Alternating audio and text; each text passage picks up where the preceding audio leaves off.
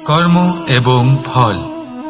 মানুষের স্বভাব হলো এটাই যে তিনি নিজের প্রত্যেক পরিশ্রমের প্রতিফল প্রার্থনা করেন।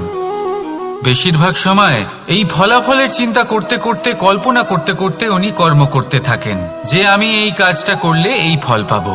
সেই সব কল্পনা করতে থাকেন যা না তার হাতে আছে, না আছে অধিকার, আর না আছে নিয়ন্ত্রণ। উনি শুধু নিজের কর্ম করতে পারেন। উনি কি ফল পাবেন তা তার হাতে কখনোই নেই। তাই আপনিও শুধুমাত্র কর্ম করতে থাকুন, ফলের চিন্তা করবেন না। মনে রাখবেন, শিকড় এবং শাখা যেভাবে একে অপরের সাথে জড়িয়ে, সেইভাবেই একে অপরের সাথে জড়িয়ে কর্ম এবং ফল। যেরকম কর্ম আপনি করবেন সেরকম ফল আপনি অবশ্যই পাবেন। তাই এই ফলের আশায় কর্মের সময় কখনোই নষ্ট করবেন না, কারণ যে ব্যক্তি সময় নষ্ট করেন, সময় সেই ব্যক্তিকে অবশ্যই নষ্ট করে দেয়। কর্ম করুন নিঃস্বার্থভাবে, ফলের চিন্তা করবেন না, আর আমার সাথে ভালোবেসে বলুন রাধা রাধা। কর্ম এবং ফল। দেখতে গেলে এই সমস্ত ব্রহ্মাণ্ড এই দুইয়ের মাঝেই স্থির হয়ে আছে। মানুষজন কর্ম করেন ভালো ফল লাভের আশায়, আর ভালো ফল লাভের আশায় উনি এটাই ভুলে যান যে উনি যে কর্ম করছেন তা কি করছেন। আমি বলেছিলাম কর্ম করুন ফলের চিন্তা না করে, কিন্তু কি কর্ম করছেন সেই বিষয়ে ভাবাটাও অত্যন্ত আবশ্যক। নয়তো অনেক সময় আমরা এমন কর্ম করে ফেলি যা না চাইতেও বিষে পরিণত হয়। যা হয়েছে দুঃশাসনের সাথে, দুর্যোধনের সাথে, গুরু দ্রোণের সাথে। একজনের মানসিকতা উচিত ছিল না, একজনের বিবেক উচিত ছিল না, আরেকজন যে পক্ষ নির্বাচন করেছিলেন সেই পক্ষ উচিত ছিল না। আর যা কিছু ওনাদের সাথে হলো, আপনার, আমার, আমাদের সকলের সাথে তা হতে পারে। আমি বলেছিলাম কর্ম করুন, ফলের চিন্তা করবেন না, কিন্তু এই কর্মের বিষয়ে বিচার করে দেখাটাও ততটাই আবশ্যক। দেখুন, কর্ম করার উচিত প্রক্রিয়া ফলের চিন্তা না করা, কিন্তু যদি আপনার কর্ম শুভ হয় তাহলে তার ফলও নিয়তি আপনাকেই দেবে। সর্বদা কর্ম করার সময় এটা ভাবুন যে আপনার এই কর্ম এই সংসারকে, এই সমাজকে, আপনার পরিবারকে, আপনার আশেপাশের মানুষজনকে কোন দিশায় নিয়ে যাবে। যদি এটা সবার জন্য মঙ্গলময় হয় তাহলে কর্ম করতে থাকুন। আর হ্যাঁ, নিশ্চিত রূপে ফলের চিন্তা করবেন না। আসুন আমার সাথে ভালোবেসে বলুন রাধা রাধা। বটবৃক্ষের বীজ সর্ষের দানার থেকেও ছোট হয়, কিন্তু যখন তা নিজের রূপ ধারণ করে তখন তা বিশাল বৃক্ষের আকার ধারণ করে, যা সহস্র বছর ধরে বেঁচে থাকে, ছায়া প্রদান করে, পাখিদের আশ্রয় প্রদান করে, আর দেয় পথচারীদের বিশ্রাম করার স্থান। কেন? কারণ সেই ছোট বীজ তা মাটির ভেতরে গিয়ে নিজের খোলস ত্যাগ করে। অন্ধকারে থাকে সে, যতই আলো আসুক না কেন, যতই বর্ষা আসুক না কেন, সব সহ্য করে। আর তারপরে একটা চারা গাছ অঙ্কুরিত হয়, তারপর ধীর গতিতে একটা বিশাল বৃক্ষতে পরিণত হয়। দেখুন, জীবনে কঠিন সময় আসে, এই জন্য নয় যে আপনি হার মেনে নেবেন, এই জন্য আসে যাতে আপনি ভবিষ্যৎ নির্মাণের জন্য নিজেকে তৈরি করতে পারেন। যদি কঠিন সময়ে আপনি ওই বীজের মতো দৃঢ় হয়ে থাকতে পারেন, তাহলে আপনিও একদিন সেই বিশাল বৃক্ষের মতো নিজের অস্তিত্ব গড়ে তুলতে পারবেন, যা সহস্র বছর পর্যন্ত মনে রাখা হবে। আসুন আমার সাথে ভালোবেসে বলুন রাধা রাধা। এই ব্রহ্মাণ্ড কত বৃহৎ, তাই না? যার সম্মুখে এই পৃথিবীকেও একটা বিন্দুর মতো মনে হয়। আর এই পৃথিবীতে আমরা কে হই, আমাদের আকার কিরকম, আমাদের অস্তিত্বই বা কি? যখন আমরা এভাবে ভাবি তখন মনে হয় আমরা কিছুই নই। তা আমরা যখন কিছুই নই, তাহলে আমরা এত চিন্তা করি কেন? কি ভেবে ভয় পাই? কাকেই বা এত ভয় পাই? কে আমাদের মারতে পারে আর কেই বা আমাদের জন্ম দেবে? আত্মার আসলে না কখনো জন্ম হয় আর না কখনো মৃত্যু। আত্মা শুধুই শরীর বদল করে। আপনি, আমি, আমরা সকলে এই শরীর নয়, আমরা হলাম আত্মা, যা হলো পরম আত্মার পরম অঙ্গ। সেই জন্য মনে রাখবেন, বাইরের কোথাও দেখবেন না, নিজের অন্তরের গভীরে গিয়ে দেখুন, আত্মাকে উপলব্ধি করতে শিখুন। ক্লেশ, ভয়, চিন্তা, এই সব কিছুর থেকে নিজেকে দূরে রাখুন, তাহলেই উপলব্ধি করতে পারবেন পরমাত্মা কে। তাহলে আসুন আমার সাথে ভালোবেসে বলুন, রাধা রাধা। পরিবর্তন এই সংসারের শাশ্বত নিয়ম। কোন রাজা নেই যিনি চিরকাল রাজা থাকেন, কোন ধনী ব্যক্তি নেই যিনি চিরকাল ধনী থাকবেন। এই সংসারে সূর্যের স্থান নেওয়ার জন্য চন্দ্রিমার আগমন ঘটে। কোন স্থান যাকে পতিত বলা হয়েছিল সেখানে মহল তৈরি হয়েছে, কোন স্থান যাকে আজ মলিন বলা হয়েছে কাল সেখানে মন্দিরও স্থাপন হতে পারে। কোন ঋতু চিরকালের জন্য থাকে না, কখনো সময় চিরকাল একরকম থাকে না। আজ যে আপনার কাছে রয়েছে কাল অন্য কারোর ছিল, আজ যে আপনার কাছে রয়েছে কাল তা অন্য কারোর কাছে চলে যাবে। আপনার সাথে কিছু থাকলে তা হলো আপনার কর্ম, কিন্তু সেই কর্মের পরিণামও আপনার নয়। আপনি শুধু কর্ম করুন, বাকি সবকিছুই পরিবর্তনশীল। কিন্তু সেই পরিবর্তনকে দেখে ভয় পাওয়ার প্রয়োজন নেই, তাকে স্বাগত জানান। যদি আপনি হাসি মুখে সেই পরিবর্তনকে স্বাগত জানান, তাহলে এই পরিবর্তনও হাসি মুখে আপনার সাথে থাকবে। আসুন আমার সাথে ভালোবেসে বলুন, রাধা রাধা। সঞ্চয়। মানুষের যখন থেকে বোধ বুদ্ধি হয় সঞ্চয় করতে আরম্ভ করে দেন। সঞ্চয় করতে থাকেন ভোজনের, সঞ্চয় অর্থের, সঞ্চয় শক্তির। নিজের জন্য করেন, নিজের পরিবারের জন্য করেন, নিজের স্ত্রীর জন্য করেন, সন্তানের জন্য করেন, সন্তানের সন্তানের জন্যও সঞ্চয় করেন। সঞ্চয় করার জন্য ওনার কাছে অনেক কারণ রয়েছে, কারণ উনি এটা ভাবেন যে এই সঞ্চিত শক্তির জন্য কেউ ওনার কোনো ক্ষতি করতে পারবে না। মানুষ ভুলে যান একটা গুরুত্বপূর্ণ কথা, এই সত্য, উনি এই সংসারে খালি হাতেই এসেছিলেন, আর এখান থেকে ওনাকে খালি হাতেই যেতে হবে। যা এখানকার তা এখানেই থেকে যাবে। আর যদি কিছু ওনার সাথে যায় তা হলো ওনার কর্ম, আর কিচ্ছু নয়। তাই যদি কিছু অর্জন করতে চান তাহলে শুভ কর্ম অর্জন করুন, আত্মশক্তি অর্জন করুন, কারণ পরলোকে এটাই হবে আপনার সম্পত্তি। তাহলে কি এটা আপনি অর্জন করতে চান না? আসুন আর আমার সাথে ভালোবেসে বলুন, রাধা রাধা। সদিচ্ছা। দেখতে গেলে 3 অক্ষরে তৈরি এই শব্দ, কিন্তু সমস্ত ত্রিলোক তার উপরেই আধারিত। আপনি এই সংসারে এসেছেন, তখন অবশ্যই শ্বাস নেবেন, কিন্তু তার বদলে আপনাকে কিছু তো দিতেই হবে। আপনার উপর নির্ভর করছে আপনি কি দেবেন। কি দেবেন এই সংসারকে, এই সমাজকে, নিজের পরিবারকে, আর তার বদলে কি নেবেন? যশ নাকি অপযশ? দেখুন, এক ছিল রাবণ, যে কিনা সমুদ্র পার করল সীতাকে অপহরণ করার জন্য, আর এক ছিলেন রামচন্দ্র, যিনি সমুদ্র পার করেছিলেন, সেতু বানিয়ে গিয়েছিলেন সীতাকে ফিরিয়ে নিয়ে আসার জন্য। দুজনেই সমুদ্র পার করেছিলেন, শুধু পার্থক্য ছিল সদিচ্ছাকে বোঝার, লক্ষ্যের। অনেক মানুষের যাত্রা একরকম হতেই পারে, কিন্তু আনন্দ তখনই লাভ করবেন যখন লক্ষ্য শুভ হবে, মহান হবে। এই লক্ষ্য দিয়ে এই সংসারের কল্যাণ হবে এবং মানুষের সম্মান হবে। যদি আপনার সংকল্প উচিত হয় তাহলে আপনার লক্ষ্য উচিতই হবে, নয়তো শুধুমাত্র বিনাশ হবে। আর উচিত এটাই হবে যে বিনাশের হাত থেকে যেন নিজেকে বাঁচানো যায়, কি বলেন? তাই জীবনে যে লক্ষ্য স্থির করছেন মনে রাখবেন তা যেন শুভ লক্ষ্য হয়। যদি এরকম হয় তাহলে আপনার যাত্রা, আপনার জীবন দুটোই শুভময় হবে।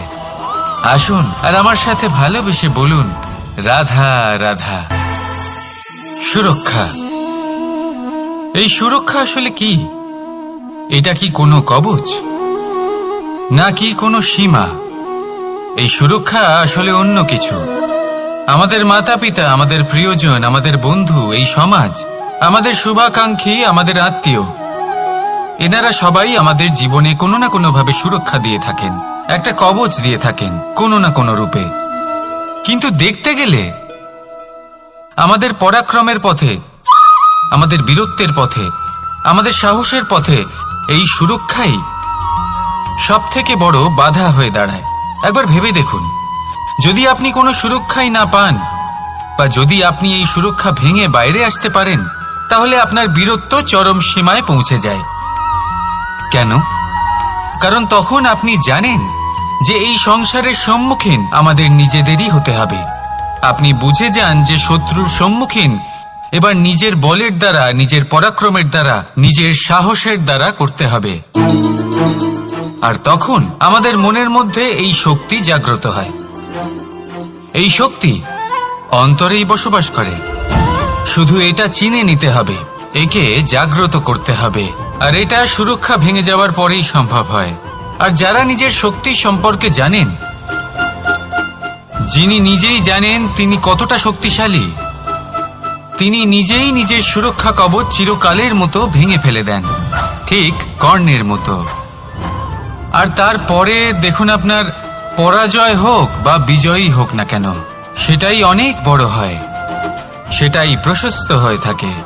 সেই জন্য ত্যাগ করুন নিজের ভয়কে, নিজের আশেপাশের এই সুরক্ষা চক্রকে ভেঙে ফেলুন, আর সম্মুখীন হন এই সংসারের নিজের শত্রুর সম্মুখীন হন। পরাক্রমের এই অঙ্কুর, তা অঙ্কুরিত হওয়ার জন্য বীজের উপরের এই কবচ, এটা ভেঙে যাওয়া অতি আবশ্যক। আসুন আমার সাথে ভালোবেসে বলুন, রাধা রাধা। যখন আমরা হাঁটতে থাকি আর আমাদের পায়ে কাঁটা বিঁধে যায়, তখন মুখ দিয়ে আহ বেরিয়ে আসে, কান্না চলে আসে, আর অনেক সময় অভিশাপও বেরিয়ে আসে। কিন্তু আমরা কি কখনো এটা এইভাবে দেখেছি, এইভাবে ভেবেছি যে আমরা যে পথে চলেছি সেই পথে কাঁটা বিঁধেছে, নাকি আমরা সেই পথ নির্বাচন করেছি যাতে শুধুই কাঁটা রয়েছে? নাকি আমরা এভাবে ভেবে দেখেছি যে এই কাঁটা আমাদের কষ্ট দিতে এসেছে, নাকি এটা আমরাই বিছিয়ে রেখেছিলাম? সাবধান থাকা উচিত ছিল, কারণ কাঁটা বিঁধলে যন্ত্রণা হবে, চিৎকার করে ফেলতে পারি, মুখ থেকে অভিশাপও বেরিয়ে আসতে পারে। কিন্তু এই অভিশাপ শুধুমাত্র আমাদের তরফ থেকে অভিশাপ হয়, সামনের ব্যক্তিটির ওপরও নির্ভর করে। এবার সেই ব্যক্তি যদি এমন হয় যে ফুল আর কাঁটা এই দুই সমানভাবে গ্রহণ করতে পারে, তার কাছে অভিশাপও বরদানে পরিণত হয়। শেষ পর্যন্ত ব্যাপারটা দাঁড়ায় ভাবনা, চিন্তা, দৃষ্টিভঙ্গির ওপর। কারণ আপনার এই ভাবনাই সত্যি হয়ে সামনে আসে। সেই জন্য এই ভাবনা, চিন্তা, মানসিকতাকে গুরুত্ব সহকারে দেখবেন। এই বিবেচনা নিয়ে বিবেচনা করতে শিখুন। আমার কথার অর্থ হলো যে জীবনে যখন এরকম কিছু একটা ঘটবে, তখন ভেবে দেখুন যে এরকম কেন হলো। আপনি কি এমন কোনো কর্ম করেছিলেন যার কর্মফল এটা? এমন কোনো কাজ যা অনুচিত ছিল, অসত্য ছিল, যা অভদ্রতার কারণ ছিল? ভেবে দেখা প্রয়োজন। দেখুন, ইচ্ছে হলো আপনার যে আপনি কি করতে চান, ভাবনা আপনার, সত্য আপনার, জীবন আপনার, সিদ্ধান্ত আপনার। আসুন আর আমার সাথে ভালোবেসে বলুন, রাধা রাধা। সময়, এই সময় আসলে কি? এই সময় একটা সরল রেখা তো কখনোই নয়। সময় হলো একটা চক্র, যেখানে এর আদি সেখানেই হলো এর অন্ত, আর যেখানে তা শেষ হয় সেখান থেকেই তার শুরু হয়। এই সময় একটা অত্যন্ত বিচিত্র চিন্তা, বিচিত্র ভাবনা, এই একটা বিচিত্র বস্তু যা কেউ বুঝতে পারেন না। এই সময়ের লীলা, এর কোনো প্রমাণ নেই, কোনো জ্ঞান নেই, কোনো পরিমাপ নেই। শুধু এটুকু আমরা জানতে পারি, যেখানে শেষ হবে সেখান থেকে একটা নতুন সূচনাও হবে। যা আজ আপনার কাছে আছে, কাল অন্য কারোর কাছে যাবে, তারপরে তার কাছ থেকেও অন্য কারোর কাছে যাবে, তারপরে তার থেকেও ছিনিয়ে নেওয়া হবে। এই নিয়তির একজনের কাছ থেকে অন্যজনের কাছে আদান প্রদানের এই সময় হলো আপনার সময়। এই সময়ের সদ্ব্যবহার করুন, এই সময়কে বাঁচুন। আপনাকে শুধু এটাই সুনিশ্চিত করতে হবে যে আপনি কোন পক্ষে আছেন।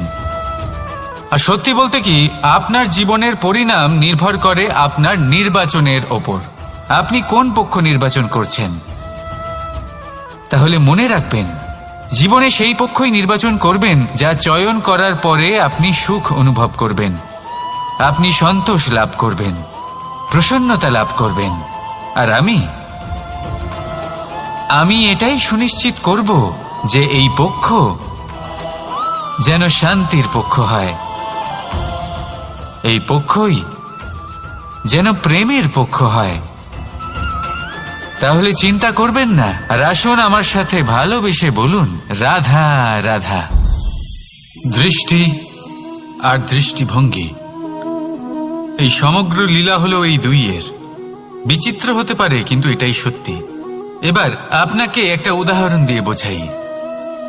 অনেক সময় আপনি কোনো ব্যক্তিকে এটা বলতে শুনবেন যে আমি আমার নিজের উপরে গর্ব করি, আমি নিজেকে নিয়ে গর্ব করি, আমি খুব ভালোভাবে আমার মা বাবার সেবা করি, ওনাদের আমি সবসময় সুখী রাখি, ওনাদের আমি একটা বাড়ি দিয়েছি, সকল সুখ সুবিধা দিয়েছি, ওনাদের জীবনে প্রত্যেক জিনিস দিয়েছি আর দেব যা তাদের প্রয়োজন। এবার আমাকে বলুন যে আপনি কে হন। আপনি হলেন সেই বীজ যা আপনার মাতা পিতা রোপণ করেছেন। আপনার মা বাবাই আপনাকে এই সংসারে জন্ম দিয়েছেন। এবার এইসব কথার কি তাৎপর্য? এই হলো সেই ব্যক্তির দৃষ্টিভঙ্গি। এবার দেখা যাক এই প্রকৃতি আমাদের কি শেখায়। কখনো কোনো গাছকে দেখবেন, যখন সেই গাছে ফল আসে, সে মালিকে এটা বলে না যে দেখো আমি তোমাকে ফল খেতে দিচ্ছি। সেই বৃক্ষ এটা বলে না যে দেখো আমি তোমায় আহার করতে দিচ্ছি, কারণ ও জানে যে এটা হলো সেই মালির পরিশ্রম, এটা হলো তারই কর্মের ফল, আর এটা তারই পাওয়া উচিত। সে বলে যে তোমার জিনিস তোমাকেই অর্পণ করলাম, এ আমার জিনিস নয়। ও জানে সেই মালির গুরুত্ব আসলে কি। এটা হলো তার দৃষ্টিভঙ্গি।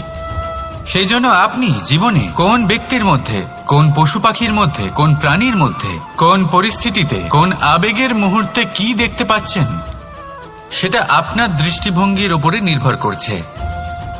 তাই নিজের মনে ধন্যাত্মক ভাব জাগ্রত করুন, শুভ চিন্তা নিয়ে আসুন। এই ভাবনাই সত্য হয়ে সামনে আসবে। এই দৃষ্টিভঙ্গি এমন হয়ে যাবে যে আপনার জীবনে সবকিছুই শুভ হবে। তাহলে আসুন আর আমার সাথে ভালোবেসে বলুন, রাধা রাধা। প্রতিশোধ অথবা কাউকে দুঃখ দেওয়ার ভাবনা, যদি এটা আপনার মনে থাকে, তাহলে আপনি নিজের মনেই যন্ত্রণার একটা বিশাল বৃক্ষ রোপণ করছেন, এটা মনে রাখবেন। কারণ কাউকে দুঃখ দেবার এই ভাবনা, এটা হলো সেই বীজ যা আপনার মনেই পতিত হবে, আপনার মনেই অঙ্কুরিত হবে, আর আপনার মনেই একটা বিশাল বৃক্ষরূপে বেড়ে উঠবে। জীবন আপনার, কর্ম আপনার, কাউকে দুঃখ দেবার ভাবনা আপনার ছিল, এই বৃক্ষ হলো আপনার, তাই এর ফলও আপনিই পাবেন, যা গ্রহণও আপনাকেই করতে হবে। মনে রাখবেন, যে মানুষ এটা ভাবে যে আমি ওকে দুঃখ দেব, ওকে কষ্ট দিতে চাই আমি, সেই মানুষই দুঃখ আর কষ্ট পেয়ে থাকে। যদি সেই জায়গায় আপনি এটা ভাবেন যে আমি কাউকে সুখী করে তুলতে চাই, কাউকে সুখ প্রদান করতে চাই, তাহলে তারও বীজ আপনার মনেই রোপণ হবে, বৃক্ষে পরিণত হবে, যার ফলও আপনিই পাবেন। এখানে বিষয়টা হলো শুধু মানসিকতার চিন্তা, যা সত্য হয়ে আপনার সামনে আসে। তাহলে এই মানসিকতা শুভ করুন, সবার জন্য মঙ্গল কামনা করুন। অন্যের মনে আপনার জন্য ভালো চিন্তা থাকুক বা না থাকুক, আপনি সবার জন্য শুভ চিন্তা করে কর্ম করতে থাকুন, তাহলে আপনার সাথেও ভালোই হবে। তাহলে আসুন আর আমার সাথে ভালোবেসে বলুন, রাধা রাধা। সুখ আর অভিজ্ঞতা, এই দুই জীবনে একসাথে কখনোই আসে না। মনে রাখবেন, যেখানে সুখ থাকে সেখানে অভিজ্ঞতা থাকে না, আর যখন এই সুখ আমাদের জীবন থেকে দূরে চলে যায়, তখন আমাদের জীবনে আসে এই অভিজ্ঞতা। পরমাত্মা, প্রকৃতি, নিয়তি এই অভিজ্ঞতাকে আমাদের জীবনে পাঠান, যাতে আমরা একটা অত্যন্ত গুরুত্বপূর্ণ শিক্ষা, একটা জ্ঞান প্রাপ্ত করতে পারি। এই অভিজ্ঞতা আমাদের শেখায় যে অতীতে এমন কি হয়েছিল যা আমাদের করা উচিত হয়নি। আমাদের শেখায় ভবিষ্যতে এমন কি আছে যা আমাদের করা উচিত আর কি করা উচিত নয়। দেখতে গেলে এই অভিজ্ঞতা আমাদের সেই শিক্ষা দেয় যার জন্য আমরা সুখের দিকে উচিতভাবে অগ্রসর হতে পারি। সেই জন্য জীবনে যখনই দুঃখ আসবে, দুঃখের এই সময় আসবে, তখন হতাশ হবেন না। বোঝার চেষ্টা করুন এই পরিস্থিতি কেন এসেছে, কি শিক্ষা দিতে এসেছে। যদি আপনি সেই জ্ঞান লাভ করেন, সুখের পথে অগ্রসর হন, তাও উচিত রূপে, তাহলে এই অভিজ্ঞতার উদ্দেশ্য পূরণ হয়ে যায়। তাহলে আসুন আর আমার সাথে ভালোবেসে বলুন, রাধা রাধা। জীবনে শিখরে পৌঁছানোর জন্য মানুষের কি প্রয়োজন হয়ে থাকে? সিঁড়ির। কিন্তু তাও প্রত্যেক মানুষ, প্রত্যেক ব্যক্তি শিখরে পৌঁছতে পারেন না। এর কারণ কি? কারণ একটা হতে পারে যে মানুষ কল্পনা করতে থাকেন কিন্তু সিঁড়ি খুঁজে পান না। কিছু মানুষ খুঁজে নেন কিন্তু তা পেয়ে এতটাই প্রসন্ন হয়ে যান যে তারপর আর কোনো কর্মই করেন না। খুব সোজা ব্যাপার। অনেক মানুষ সিঁড়ি খুঁজে পান না, আর যদি পেয়েও যান তাও যতক্ষণ না তাতে চড়ছেন সেই শিখরে পৌঁছবেন কি করে? যতক্ষণ না আপনি পরিশ্রম করছেন, যতক্ষণ না সেই সিঁড়িতে আপনি চড়ছেন, যতক্ষণ না ক্লান্ত হচ্ছেন, আপনার পায়ে হাঁটুতে ব্যথা না হচ্ছে, ততক্ষণ এই শিখরে পৌঁছানোর সৌভাগ্য লাভ করতে পারবেন না। তাহলে কল্পনার সাথে কর্ম করুন, পরিকল্পনার সাথে পরিশ্রম করুন, সব কিছু পাবেন। আসুন আমার সাথে ভালোবেসে বলুন, রাধা রাধা। সমস্যা, কঠিন সময়, সংকট, বিপদ কার জীবনে নেই? প্রত্যেকের জীবনে আছে। কিন্তু আমাকে একটা কথা বলুন, যদি নৌকায় ঢেউকে ভয় পেতে শুরু করে তাহলে সাগর পার করবে কে? কখনো কোনো ছোট্ট পিঁপড়েকে দেখেছেন যে আকারে হয়তো ছোট হতে পারে কিন্তু বড় শিক্ষা দিয়ে যায়? কিন্তু আমরা শিখি না। এবার দেখুন একটা পিঁপড়েকে যে ভোজনের খোঁজে বাইরে বের হয়, একটা ছোট্ট দানা তুলে নেয়। ছোট দানা তোলে কারণ তার থেকে বেশি সে তুলতেই পারবে না। সে দানা নিয়ে চলতে শুরু করে, কোনো দেওয়ালে উঠে পড়ে, আবার পড়েও যায়। সেই দানা দূরে কোথাও একটা পড়ে যায়, তা আবার খোঁজে, তুলে নেয়, আবার চলতে থাকে। পড়ে যায় আবার ওঠে, পড়ে যায় আবার ওঠে। সেই দানাটা রেখে দেয়, আবার বেরিয়ে পড়ে ভোজনের খোঁজে। পরিশ্রম করতে থাকে কিন্তু হার মানে না। এই শিক্ষাই তো আমাদের প্রাপ্ত করতে হবে। নিরন্তর পরিশ্রম আর নির্ভীক হয়ে কর্ম করে যেতে হবে। এটাই হলো সাফল্যের মাধ্যম, এটাই হলো জয়ের মন্ত্র, অচ্যুত অজয় অস্ত্র। তাহলে আসুন আর আমার সাথে ভালোবেসে বলুন, রাধা রাধা। আমরা সকলে চাই আমাদের জীবনে সাফল্য আসুক। আমরা চাই যে এই সংসারে আমাদের খ্যাতি ছড়িয়ে পড়ুক।